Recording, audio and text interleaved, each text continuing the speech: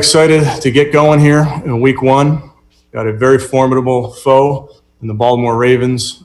Really well coached, have a ton of respect for Coach Harbaugh and his staff. And then you look at it, offensive, defensive teams, they're a very complete football team. They went 14-2, won the division, have the reigning MVP. On offense, I just think they're strong at every level. Big offensive line, tight end who's outstanding. The receivers, they can get them the ball in a bunch of different ways. And then, Lamar is so dynamic, can run it, throw it. Defensively, Coach Martindale does a great job. Multiple looks, very aggressive. Adding Calais Campbell and Wolf, I think, is a huge boost to them as well. Just big physical players in the back end, physical man coverage, mix and zone. They added Patrick Queen this year, so impressive group throughout, and we're really diving into our preparations as we speak here on Wednesday. One of your colleagues in the league said that it's actually you guys that have an advantage because John Harbaugh has to do more speculating than you do. You pretty much know what their offense is, you know what their defense is, you know how they deploy their personnel, and you're completely unknown to some degree. Do you buy that? No, I don't. And I would tell you every year teams come in with a wrinkle. I can promise you there's things that they've been working on in practice that we haven't seen that wasn't on tape in 2019. That's just the nature of the first game. And I go back to the preseason. Even without the preseason, it's not like us or another team would be showing a lot of that stuff in the preseason. You're saving it for week one. So that's just part of the deal going into week one. And last one to Mary Kay. Coach, just what does make Lamar Jackson so good, so hard to defend? And, will you be, burning the midnight oil a little bit this week, trying to worry about this one? He's dynamic. I mean, he can run it, he can throw it. They have design runs for him, and then he can take off on a pass play. He can hurt you with his arm. He's accurate as a passer. I just think he's a great player. I mean, I grew up watching Randall Cunningham, and that's what it looks like to me, a guy that can just do everything on the field. He's a great player. Wouldn't you just like it if a coach comes out and said, these guys aren't real good. They were lucky they were 14-2, but those are phony wins, and I don't think we'll have any trouble with them at all on Sunday. Les, you saw me applaud. Good job, Kevin Stefanski. Very well done. Throw the rose petals at the Ravens. Say they're great. By the way, 14-2, 12 straight victories after that loss to Cleveland last year. They are great. They're the two-time defending AFC North champion. Yes, they in the past two postseasons, one and done. But I love the fact that Kevin Stefanski, the new head coach of the Browns, the new head coach in the NFL, is not saying anything remotely inflammatory that's going to be taken out of context, and the Ravens are going to say they're disrespecting us. No. And by the way, it's not just Stefanski. From what I'm hearing from other Browns this week, they've been heaping the praise on Baltimore. That's fine.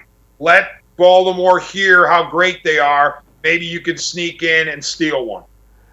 Do you think that, as far as Baltimore is concerned, that they obviously they're behind?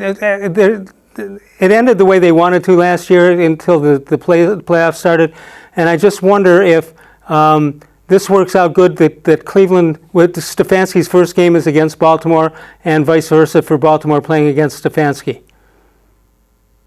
Yeah, I mean, it really does depend on a lot of variables, Les, including what Stefanski was talking about with the wrinkles, because the Ravens are going to do some things that the Browns didn't expect, and the Browns are going to do some things that the Ravens didn't expect. How's it going to translate? You also wonder about home road now. I mean, the road team, does the road team have an advantage going into a venue where there are no fans? You say, well, automatically, yes. Okay, but what about all the crowd noise and all the bells and whistles that a home team gets to attach to their production? Are they going to make it sound as though you are on the road? I would assume so. So maybe you don't get the type of advantage that you would think if you're a road team, with no fans. So there's so many fascinating dynamics and elements to this matchup, but the bottom line is the Ravens are going to need to stop Nick Chubb, and the Browns are going to need to stop Lamar Jackson. And by the way, both of them on the ground, because I respect Lamar Jackson's ability to throw. Some people don't. I do. His passing numbers were really, really good last year. I think, he led the NFL with 36 TD passes. But still, you've got to stop him on the ground before you worry about him in the air. All right, 6 interceptions last year. All right, also the Browns will have to worry about the tight end, and that, of course, is Mark Andrews. 64 catches last year, 852 yards, 10 touchdowns. He led the team in all 3 categories. No surprise there. Then again, but I think that's still a good question that I think Mary Kay asked, that when she said, "Are you going to do anything different, or do you know what they're running?" And I think they know what they're running. Whether they can stop it is another story. Exactly. And if I were the Browns, I know this is very ironic, and I'm using the word correctly, I would go to that Freddie Kitchens tape and go, all right, what did Kitchens dial up that was so good in Baltimore early last year when the Browns punked the Ravens? And by the way, the final score, I think, was 40-25. Wasn't even that close because the Ravens scored in garbage time. So the Browns just took it to them, and you think about where their seasons went from there. The Ravens proceed to rip off 12 wins to close the year, whereas the Browns can only scrounge up 4 more wins the rest of the way.